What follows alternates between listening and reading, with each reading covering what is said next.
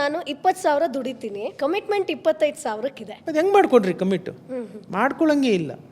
ನಾನು ಹೇಳೋದೇನೆಂದರೆ ನೀವು ಕಮಿಟ್ 18,000ಕ್ಕೆ ಮಾಡ್ಕೋಬೇಕು ಅಂತ, ಅರ್ಥ ಆಯ್ತಾ? 25ಕ್ಕಲ್ಲ. ಈಗ 20,000 ಬಂದರೆ 10% ತೆಗೆದಿಟ್ಬಿಡ್ಬೇಕು.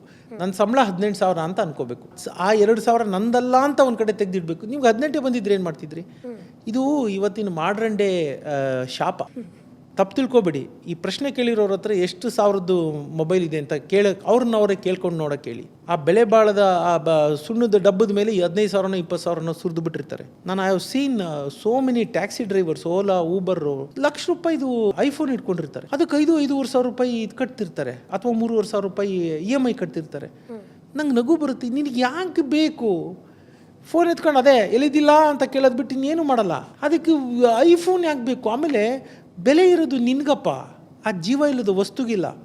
ಆ ಜೀವ ಇಲ್ಲದ ವಸ್ತುನ ತೊಗೊಂಡು ನೀನೇನೋ ಗ್ರೇಟು ಅಂತ ಅನ್ಕೊಂತೀಯಲ್ಲ, ನಿನಗಿಂತ ಮುಟ್ಟಾಳ ಇನ್ನೊಬ್ಬ ಇದನ್ನು ಭೂಮಿ ಮೇಲೆ. ಆ ಥರ ಅವಶ್ಯಕತೆ ಇಲ್ಲದ ವಸ್ತುಗಳನ್ನ ತೊಗೋಬೇಡಿ. ಸಾಕಪ್ಪ 2,000 ರೂಪಾಯಿ ಮೊಬೈಲು. ನಾನು ಹೇಳೋದು ಸಾಕು, ಅದಕ್ಕೆ ಎಷ್ಟು ಬೇಕೋ ಅಷ್ಟು. ಇಲ್ಲಾಂದರೆ ಸುಮ್ಮನೆ ಅದಕ್ಕೆ ವಾಟ್ಸಪ್ಪು ಅಂತೀರ, ಬೇಡವಾದ್ದೇ ಕಸ ಕಡ್ಡಿ ಬರುತ್ತೆ. ನಿಮ್ಗೆ ಎಮರ್ಜೆನ್ಸಿ ಇದ್ದರೆ ಮೆಸೇಜು ಬರುತ್ತೆ, ಫೋನು ಇದೆ, ಸಾಕು. ನೀವು the moment you buy a smart phone you become dumb. Boss Wala. Be the boss.